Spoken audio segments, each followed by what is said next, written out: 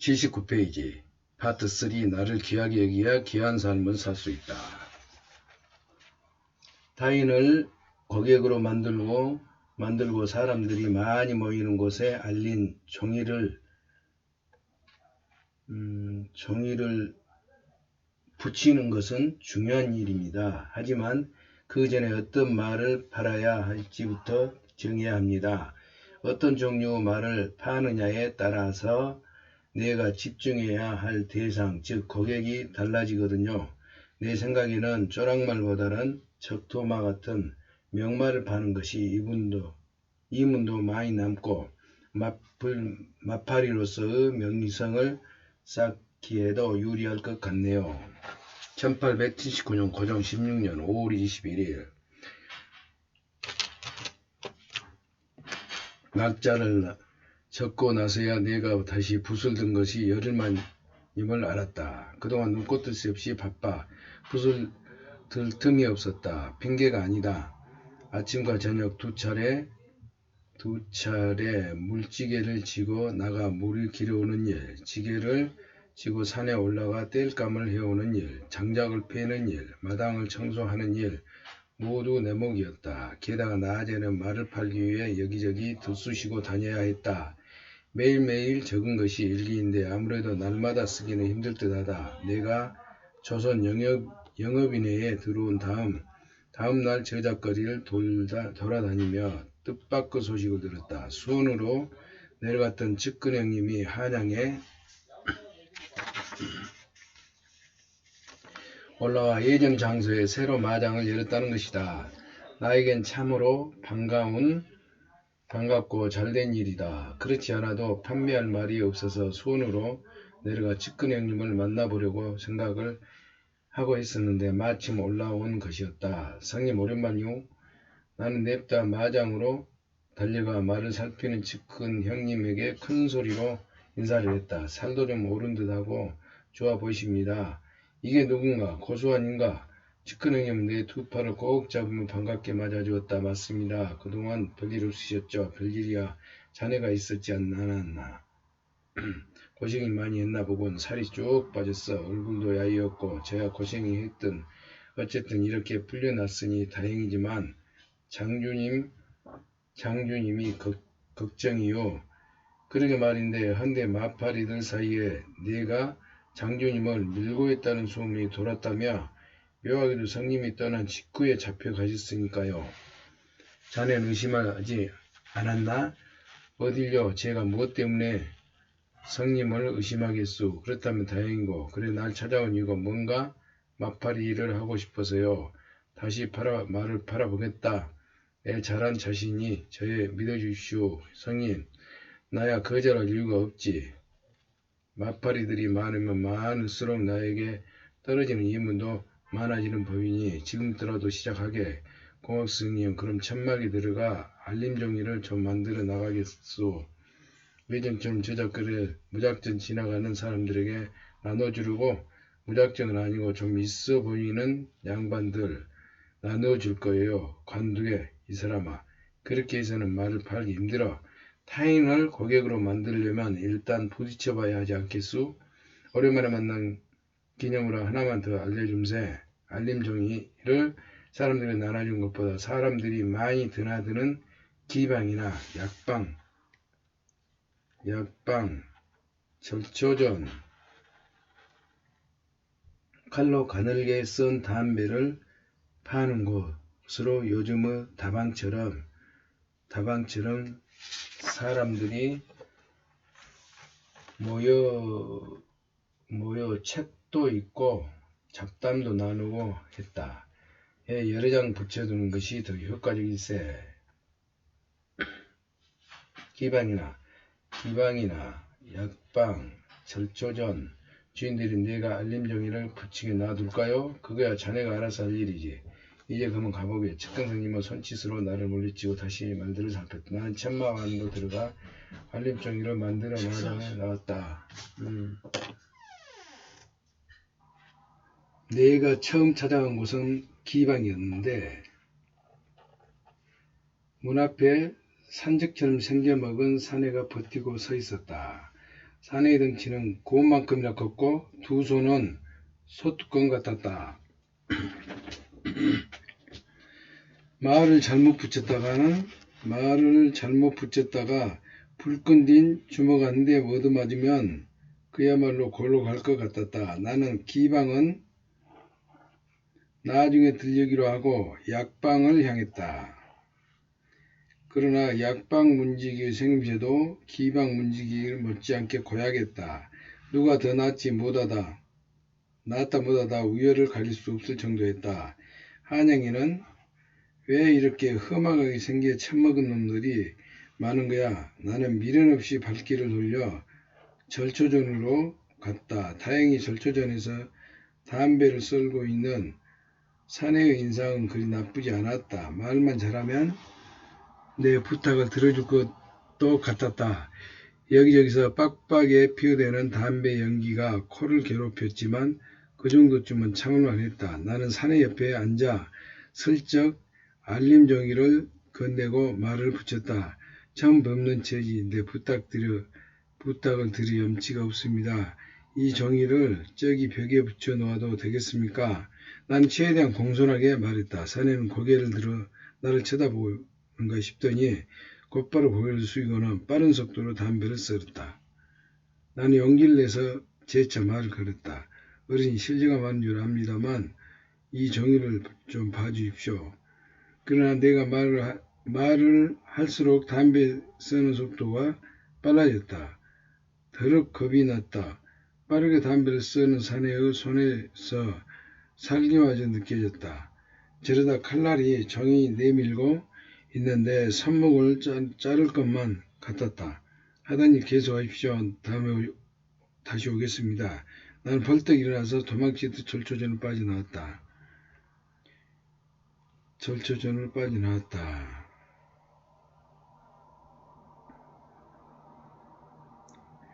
뒷골목을 휘젓고 다니는 금개.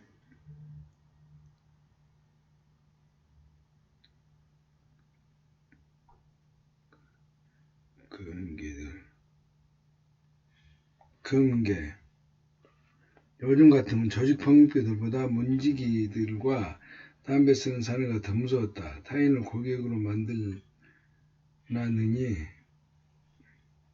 사람이 많이 모이는 곳에 알림 종이를 붙이라는 말만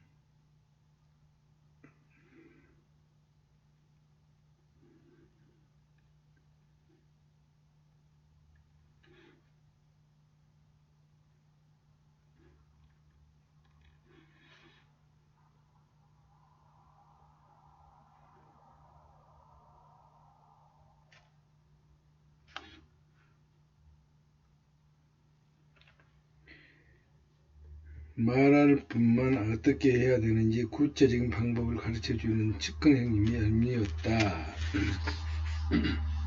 젠장맞을 알아서 할 일이라고 아는 게 있어야 뭐 알아서 하지. 아는 게 하지. 내가 친동생 같다면서 진짜 동생이라 여기고 좀 알려주면 안 돼? 나는 측근 형님을 찾아가 따지려다가 해가 뉘엿뉘어 뒤로 발길을 숙소로 돌렸다. 혜준님과 선배 문화생들이 들어오기 전에 씻고 마시고 밥집을 물 길러오고 땔감으로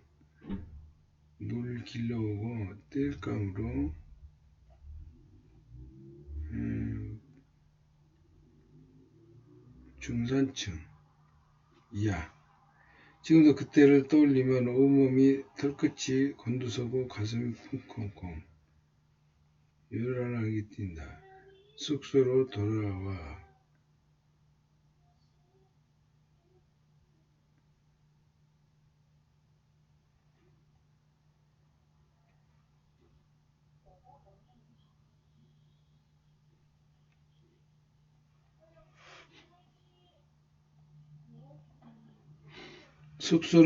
물지개를 짊어지고 우물가로 가는 길이었다. 그 길에서 만난 여인들 얼굴이 서서히 내려오는 어둠을 단번에 물리칠 정도로 눈부셨고 기절할 만큼 아름다웠다. 그 여인은 혜주님과 함께 이런저런 말을 주고받으며 걸어오고 있었다. 나는 혜주님에게 인사하는 것도 없고 멍하니 여인을 쳐다보며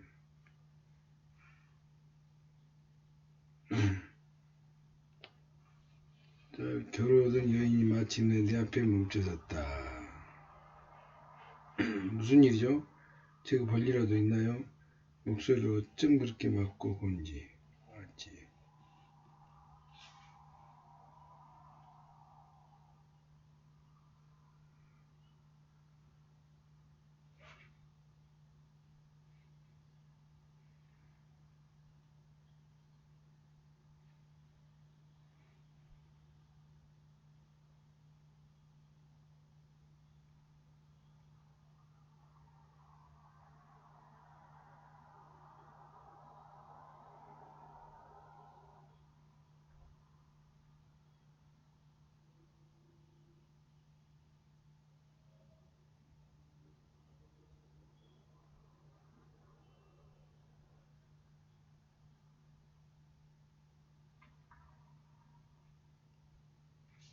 이복의 고수 왜 이러고 서 있냐? 자네 정말 내 딸에게 볼 일이라도 있는 건가? 내가 입을 열지 않자 혜주님이 들고 있던 부채로 내 어깨를 치며 아닙니다. 혜주님 피곤해서 깜박 졸았나 봅니다. 깜박 졸았다. 혜주님은 부채로 힘껏 내 머리통을 후리쳤다. 눈앞에서 파파박 불꽃이 일어났다. 이젠 정신이 좀 듭니다. 그럼 어서 비켜서게. 자네가 물지개를 들고 장성처럼 서 있으니 길을 갈 수 없지 않는가.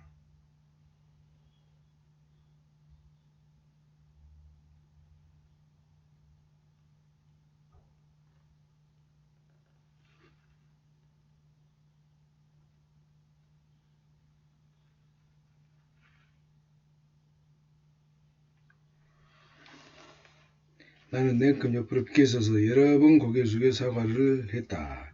그 시간이 어디로 어떻게 흘렀는지 알 길이 없다. 눈을 떠서 보니 아침이었고 내 방이었다. 나는 서둘러 방으로 나왔다. 혜주님과 선배 문화생들이 기침을 하기 전에 물을 길어오고 마당을 청소해야 했다. 나는 물지개를 찾아 둘러매고 집을 나섰다. 어제 물을 길러가는 길에 여인을 만난 것은 꿈속에서 벌어진 일이라 생각.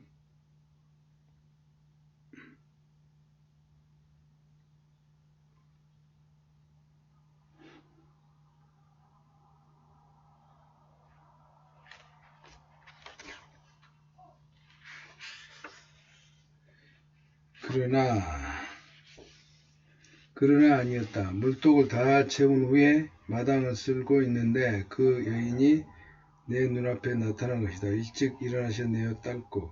너무 놀라서 이제 딸꾹질 나왔다. 창피했다. 보기보다 부지런하시네요. 제 인사도 제대로 못 나누었죠?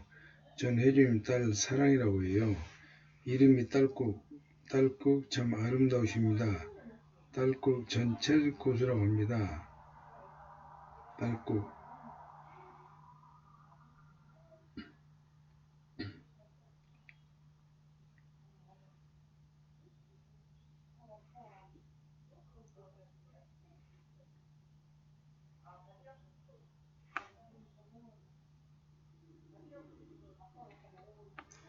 제가 평양에 있는 동안 들어오셨더군요. 사랑 아씨가 부드럽게 웃으며 말했다.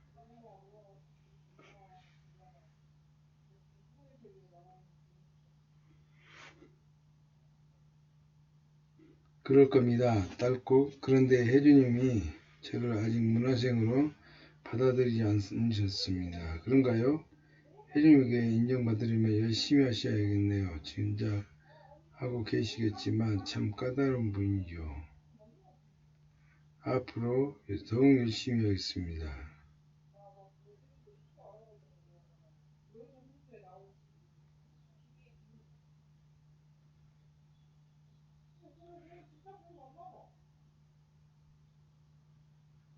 앞으로 딸꾹 열심히 하겠습니다. 제 도움이 필요하시면 언제든지 말씀하세요. 사랑하시는 가늘고 간헐 긴 손가락으로 뻗어 침을 놓은 듯 내 목을 그윽게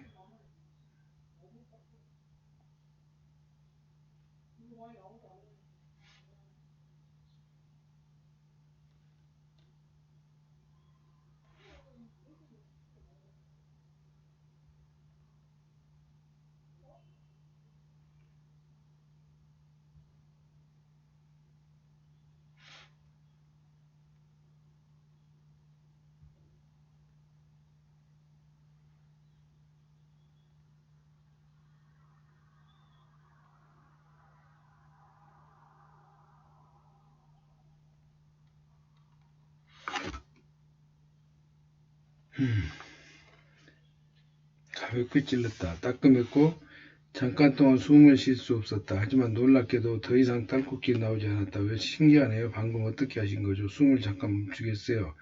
이제 괜찮나요? 감사합니다. 봐주실 텐 내일 보세요. 사랑하시는 밖에 웃으며 혜주님이 같지 않은 곳으로 갔다. 혜주님께 문안 인사를 드리려고 갔다. 뒤태도 아름답고 곱고 아름다웠다. 측근성님은 내가 조선 영업인에 들어간 사실을 알고 있는 모양이었다. 구체적으로 방법 좀 알려달라고 배달이 차갑게 말했다. 왜 나한테 사정하는 거야? 혜주가 물어보지 않고 그게 다르다. 선생님, 전 전국 문화생도 모두 아닌가요?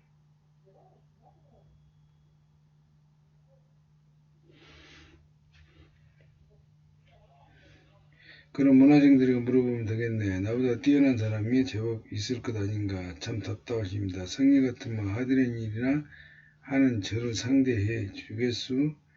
아님 말고.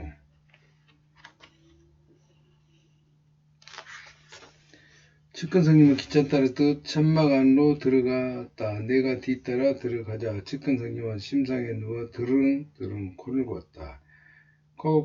코골 필요 없으니 그만두시오. 내 차에 쌓여있어. 나는 알림 종이를 챙겨 들고 매장 밖으로 나왔다. 기방을 찾아가 산적 같은 문지기에게 말을 붙여볼 생각도 없었다.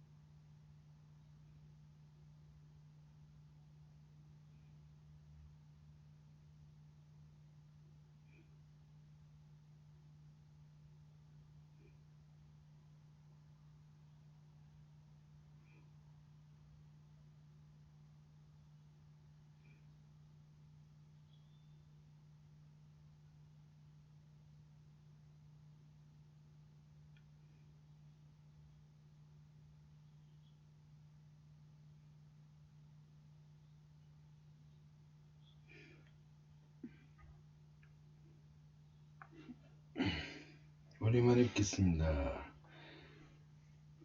난 단단히 마음을 먹고 가방으로 기방으로 들어갔다. 그때마침 두 사람의 가마끈이 든 가마 한 대가 가방 앞에 맞추면서 가마 안에서 내린 사람은 바로 아씨였다. 오랜만에 뵙겠습니다. 아씨가 흔들자 산적 같은 움직이가 반갑게 맞이했다. 어서 오십시오. 모두 눈이 빠지게 기다리고 있습니다. 문희는 공손한 태도로 사랑 아씨를 가방 기방 안으로 안내했다. 아씨가 여기 어쩐 일이지? 난 재빨리 근처 소나무 밑에 숨을 들이고 아씨가 오기만을 기다렸다. 사랑 아씨는 2시간쯤 지난 후에야 기생들을 깨어났었다. 기생들은 사랑 아씨와 헤어지는 것이 못내 아쉬운 듯 이 아씨 손을 붙잡고 놓지 않았다. 그동안 뵙지 못해 섭섭했는데 자주 좀 들르세요. 알았으니 어서들 들어가 보게. 이제 손님마저 채비해야지.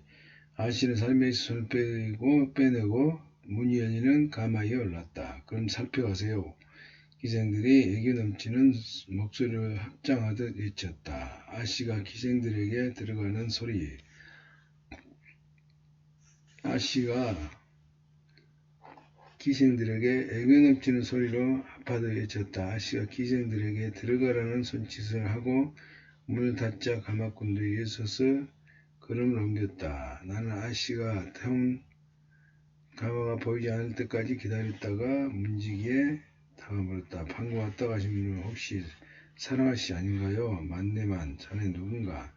저는 아씨지 문화생입니다. 실례가 안되면 뭐 하나 여쭤봐도 될까요? 알보게. 아씨가 여기 무슨 일로 오시는가요? 문화생이라면서 그것도 모르나? 실은 문화생이 된 지 며칠 안 됐거든요. 꽃 좀 알려주세요. 그럼 아씨가 벼로가 미화성녀 라는 것도 모르겠군. 미화성녀요? 꽃처럼 아름다울 뿐만 아니라 지혜와 인덕도 두루갖춘 여인이라는 뜻이지. 문지기에는 어깨를 으쓱하며 아는 체 하는 내가 문지기를 들려준 말을 듣고 사랑아씨 기방에 들린 줄 알았다. 아씨는 기생들에게 품과 장신구, 옷 등을 파는 일을 하고 있었다. 처음에는 청나라에서 만든 물건을 들여와 팔았는데 지금은 조선 기술자들이 시켜 만든 물건만 판다고 했다. 그것도 아주 비싼 가격으로. 한양으로 내려가는 기생들은 모두 아씨만 찾는데 이번에는 어떻게 아저씨가 평양에 다녀온 것도 그곳 기생들이 사람을 보내 내려와 내려달라는 통기 기별을 보내 알게 하는 것, 통기를 수없이 넣었으라지. 한마디로 사랑아씨는 조선 최고 분팔이었다. 나는 한 걸음에 숙소로 달려가 아씨를 찾았다. 하지만 아씨는 아직 귀가하지 않는 듯 했다. 나는 서둘러 허드렛 일을 마치고 아씨가 오기만을 기다렸다. 아씨는 땅거미가 내린 쯤 가마를 타고 돌아왔다. 사랑아씨 저곳입니다. 나는 방으로 들어가는 아씨 앞을 다급히 막았었다. 알아요. 나한테 무슨 볼일이 있나요? 네, 저에게 도움이 필요하면 말하라고 하셨죠. 바로 오늘 아침에. 맞아요. 기억하고 있으니 말해보세요. 얘기가 길어질 것 같은데 여기서 해도 될까요? 저는 아무래도 상관없습니다만은. 그럼 나를 따라오세요. 사랑아씨는 나를 후원에 있는 정사로 데려갔다. 나는 멀뚱히 서서 자리에 앉아있는 아씨를 쳐다봤다. 계속 서 있을 거인가요? 올려다보고 있으니 목이 아프네. 그러지 말고 여기 앉아요. 나는 슬그머니 아씨 앞에 앉았다. 또 가슴이 콩콩거렸다. 얼굴도 뜨거웠다. 어두워서 다행인지 환한 대낮이었다면 아씨는 벌게 달아오른 내 얼굴을 봤을 것이다. 내게 하고 싶은 얘기가 뭐죠? 아씨 입에서 부드러운 목소리가 흘러나왔다. 불끈 용기로 솟았다. 나는 그동안 있었던 일을 주절주절 들어 단도직입적으로 물었다. 제가 어떻게 하면 조선 제일의 마파리가 될 수 있습니까? 얘기를 들어보니 저런말부터 적토마까지 다양히 말들을 파는군요. 맞습니다. 주로 조랑말을 팔려 다녔고요. 조랑말을 관심 보인 사람들은 대부분 장사치들이어서 접근하기가 쉬웠으니까요. 값도 가장 싸고 잘 팔릴 줄 알아요. 그런데 값을 깎아다는 사람들이 너무 많아요.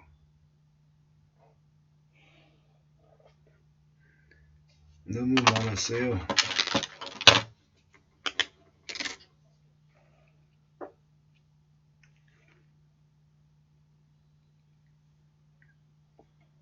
값을 깎아달라는 사람들이 너무나 많았어요. 장주에게 줘야 할 금액보다 더 싸게 팔려는 사람도 있었죠.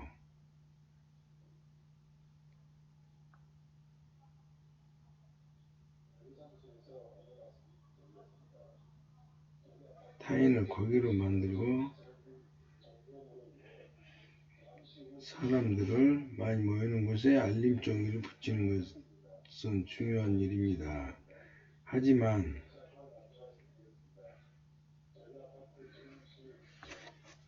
그 전에 어떤 말을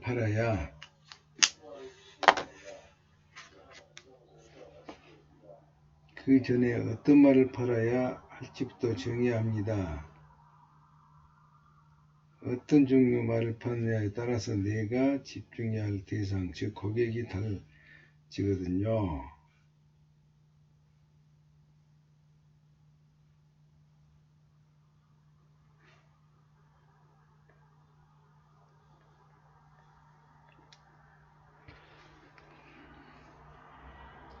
내 생각에는 조랑말보다는 적토마 같은 명말을 파는 것이 이문도 많이 남고 마파리에서 명성을 쌓아가기에도 유리할 것 같네요. 그 정도는 저도 알고 있습니다. 하지만 명말을 원하는 사람은 재산이 많거나 벼슬이 많은 분들일 텐데 저같이 천한 것을 만나려고 하겠습니까? 실제로 제가 궁궐 같은 집을 찾아다니다가 문전박 당한 일이 세월이 많던데요. 세월이 얼만데요. 왜 자신을 천하다고 생각하는지 모르겠군요. 그런 마음으로 아무것도 할 수 없어요. 사랑아 씨는 얼음처럼 차갑게 말하고 일어섰다. 죄송합니다. 아씨, 제가 잘못했습니다. 뭘 잘못했는지 알고 하는 말인가요? 네, 아니요. 그게 무엇을 잘못했는지 알고 어떤 말을 팔아야 정한 후에 다시 찾아오세요. 사랑아 씨는 내게 등을 돌린 후에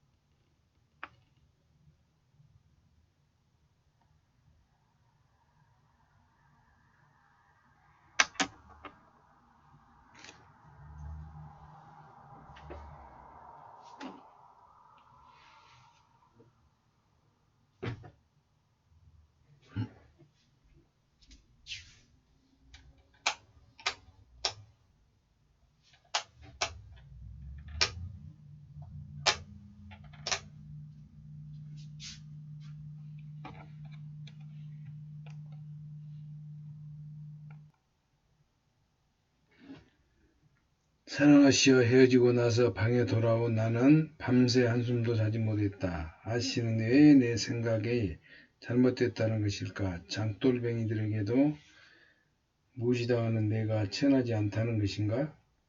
뜬 눈으로 밤을 새운 나는 물을 기르면서도 땔감을 하면서도 말을 풀러다니면서도 계속 같은 생각을 했다. 하지만 답은 보이지 않았다. 팔고 싶은 말도 찾을 수 없었다. 그렇게 하루가 지나고 이틀이 지났다. 입맛이 없어 점심도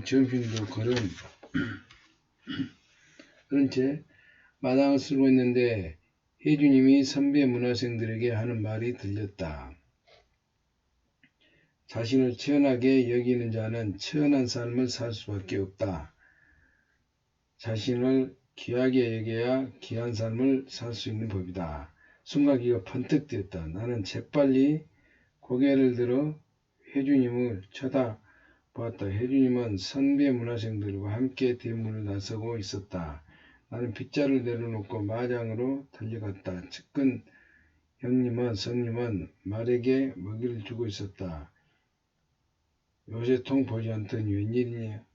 측근 선생님이 나를 쳐다보지도 않고 물었다. 문득 측근 선생님과 처음 봤을 때가 떠올랐다. 주막에 술을 마시면서 성님은 말 한 피를 팔아도 5원을 벌었다고 했지. 내가 마파리가 되려고 했던 그것도 그 때문이었어. 측근 형님 이제 알았수? 알긴 뭘 알았다는 거야? 나중에 말씀드리리다. 수고하시오. 난 불이 나게 집으로 돌아왔다. 아씨를 마침 가마에서 내리고 있었다. 아씨 드디어 제 잘못을 알았습니다.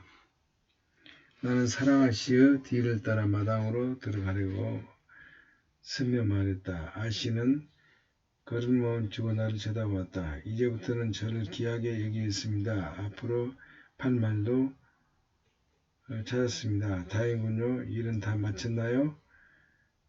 네, 제가 할 일은 모두 해놓았습니다. 좋아요. 그럼 따라오세요. 아씨는 자신의 방으로 나를 데려갔다.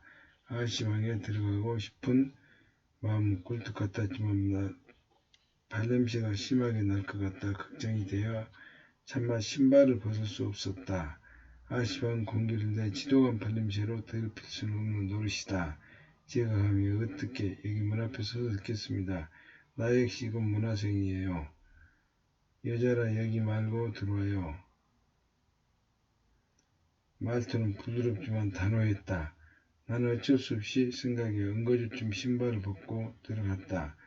화려할 줄 알았던 아씨 방은 옷장 하나만 덜렁 놓여 있을 뿐 내 방과 크게 다르지 않았다. 방 안을 맴도는 향기도 진하지 않고 은은했다. 앉으세요. 아씨는 내게 방석을 하나 내리고 물었다. 왜 실망했나요? 아닙니다. 실망이라뇨. 제가 감히. 이제 그런 얘기 그만하세요. 자신을 귀하게 여기겠다고 하지 않았나요? 하지만 앞으로 할 말을 정했다고 했죠. 그 얘기 또 해보세요. 전에 잠깐 말씀드렸듯이 말의 종류는 제주도 쪼락말부터 오추마 이리까지 다양합니다. 그 중에 저는 적토마나 오추마 같은 명말을 팔기로 했습니다. 알고 있겠지만 재산이 많다고 해서 벼슬이 높다고 해서 모두 명말을 탐내는 것은 아니에요. 따라서 누가 어떤 말을 원하든지부터 알아내야 합니다. 누가 어떤 말을 원하는지부터 알아야 합니다. 그럼 접근하기도 쉽고 말을 팔 확률도 높겠죠. 문제 그런 정보를 어디서 얻느냐 것입니다. 어디가 좋을까요? 집히는 데 없나요? 사람들이 많이 모이는 곳? 측근성님이 얘기한 가방이 약방 잡초전이요. 약방은 주로 아픈 사람들이 찾는 곳이요. 잡초전은 책을 읽거나 잡담으로 시간을 보내려는 사람들이 찾는 곳이죠. 반면 가방은 행색계나 한다는 사람들이, 기방은 행색계나 한다는 사람들이 여흥을 즐기거나 사업에 관계된 은밀한 대화를 나누기 위해 찾는 곳입니다. 저한테 필요로 정보를 얻으려면 기방으로 가야겠군요. 기방은 아씨 덕분에 문지기와 안면을 튼 사이여서 접근이 쉬운 것 같았다. 그렇다고 약방 절초전은 무시해서는 안됩니다. 약방은 재산이 많거나 지체 높은 집안에서 부역을 지으려고 보내는 하인이 드나들 수 있고 절초전에서도 그런 하인들이 잠깐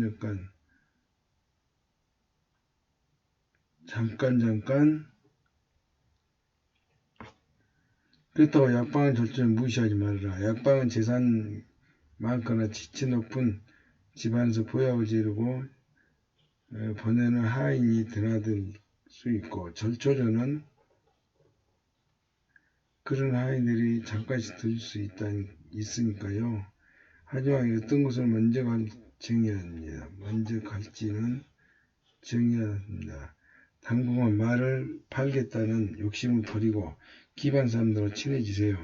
사람들과 친해지면 어떻게 할까요? 간단해요. 상대가 좋아하는 일, 원하는 일을 찾아서 하면 됩니다. 우리 집에 사듯이 아씨 말씀 새겨 듣겠습니다. 나는 자신있게 말하고 일어섰다. 아씨를 만나서부터 내 인생은 달라지고 있었다. 아씨는 어둡기만 했던 내 앞길을 환히 밝혀주는 등불과도 같은 존재였다.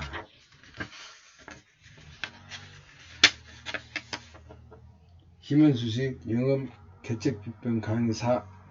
천천히 읽고 연락주세요. 지금 측근 선생님이 또 손님이 고수에게 영업 노하우를 전합니다. 알림 종이를 제작거리에서 다니는 사람들에게 무작정 나눠주지 말고 사람들이 많이 모이는 곳에 붙여 놓으라고요. 알림 종이를 요즘 말로 하면 전단지가 되겠어요?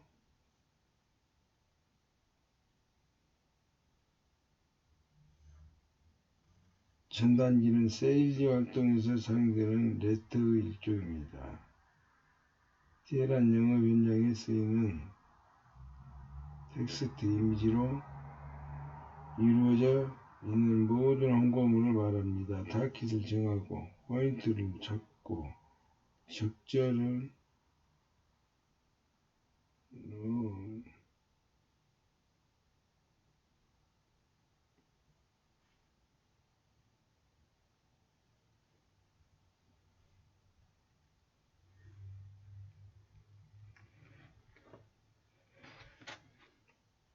배포할 차례입니다.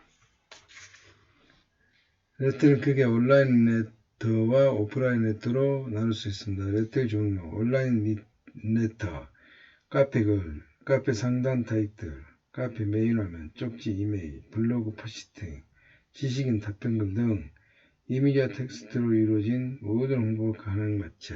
오프라인, 전단물, 명함, 현수막, 팩스, 택배 박스, 쇼핑백, 영수증 스티커, 비닐봉지, 각종 판촉물 등 이미지와 텍스트로 이루어진 모든 홍보 기능 매체.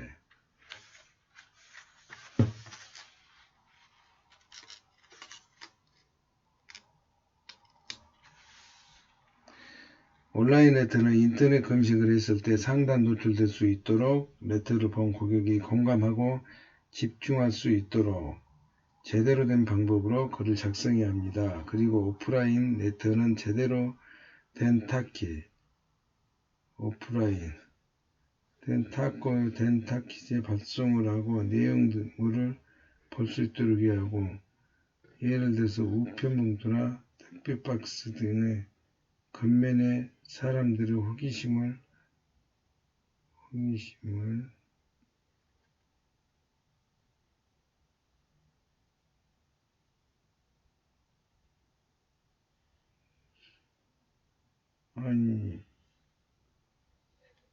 호기심을 자극하는 제목을 적거나 봉투 안에 무언가 넣어서 두툼하게 만들어 보내면 열어볼 확률이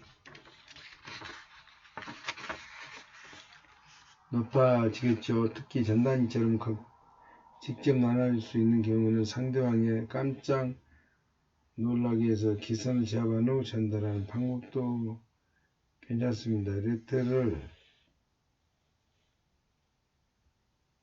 건네면서 이렇게 말해보세요. 천천히 읽고 연락주세요. 지금. 그럼 기계적으로 전단지를 나눠주는 것보다 고객로부터 연락이 올 확률이 훨씬 높아질 겁니다. 그런데 온라인 레터이든 오프라인 레터이든 레터를 보내는 목적은 레터를 받은 잠재고객이 문자나 전화를 이메일을 통해 나에게 연락을 오도록 만드는 것이다. 타깃을 고객에게 로벌에 대한 안내를 하고 로벌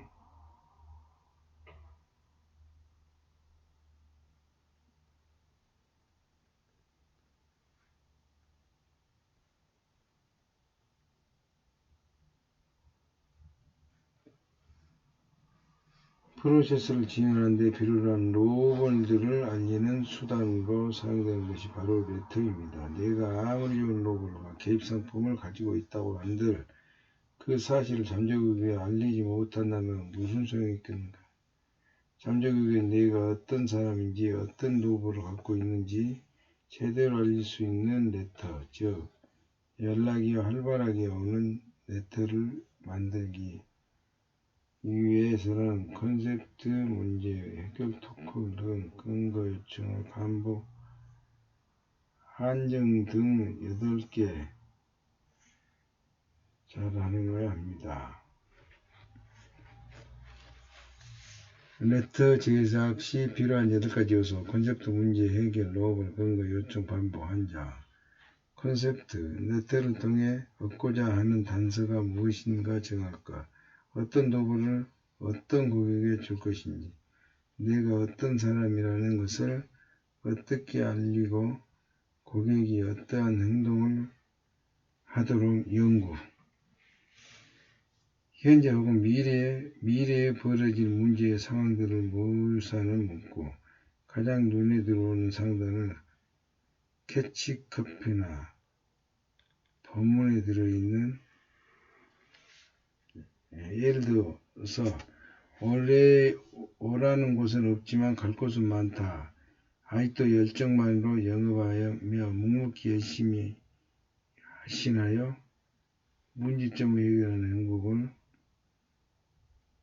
미국에 거기 강 있잖아요. 문제에 마찬가지로 상단을 캐치카피나 본문에 적어 넣으세요.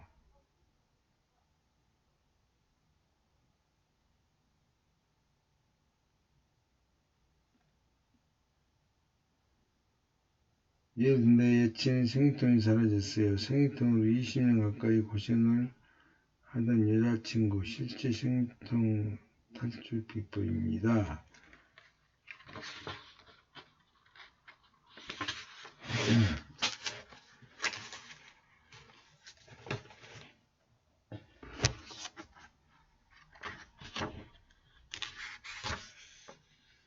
레터는 로봇. 레터에는 로봇은 고객의 눈길을 끌만한 만화 제목과 목차 정도만 넣는다. 내가 갖고 있는 정보를 모두 풀어놓으면 수십 장에 달할 텐데 그 많은 내용을 전단물에 넣을 수 없기 때문이다. 그래서 내용이 정말 매력적이라는 인식을 심어주기 위해 눈에 띄는 제목과 목차를 넣는 것이다. 고객들이 레터를 보낸 영업인을 믿을 수 있게 돕는 부분이며 나아가 레터 본문의 문구들에 대해 신뢰를 갖도록 하는 부분, 그들의 제품 사용후기나 영업인들 본인과 고객이 찍은 사진 등을 넣는다. 요청, 고객들이 본 레터를 받아본 후 어떤 행동을 해야 하는지를 구체적으로 요청해 놓은 부분, 영업인 본인에게 언젠가 할 수 있는 방법, 예를 들어 휴대폰 번호나 이메일 주소 등을 살펴 행사한다. 이 중요 사항들을 되풀이하는 것은 중요한 사항으로 최소 2회 이상 반복해서 그 고객의 우리가 제공하는 로봇이 아무에게나 항상 제공하는 것이 아님을 알려준다. 알리는 문구. 다음은 제가 직접 만든 전단물입니다. 문제. 원고 시장이 떨어져 가시나요?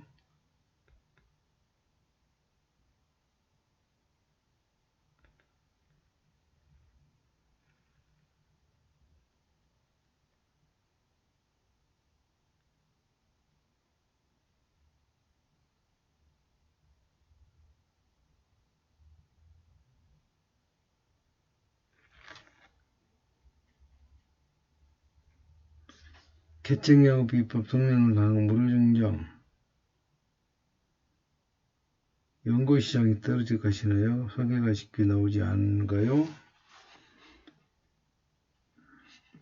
필요 없는 사람들에게 가가호로 호호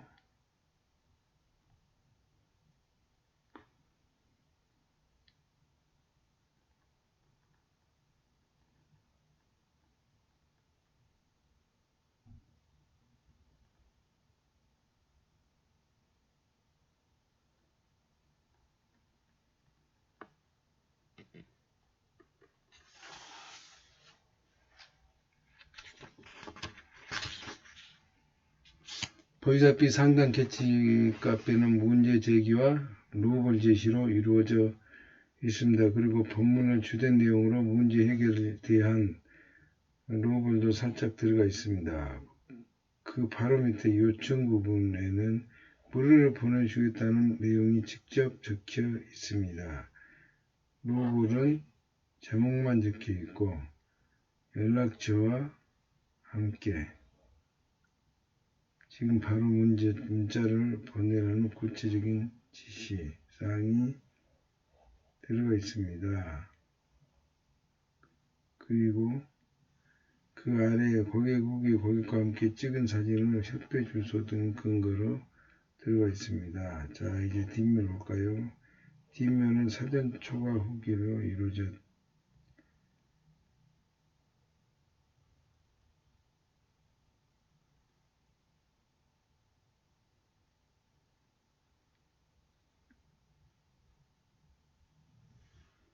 여덟 가지 요소를 각각 어디에 넣을 건지 잘 구성해서 체계적으로 구성한 레터를 어떻게 관심이 많으니까 당연히 연락도 요청하겠죠. 현재 통계를 보면 100장을 레터를 보냈을 때보다도 50건의 연락이 옵니다.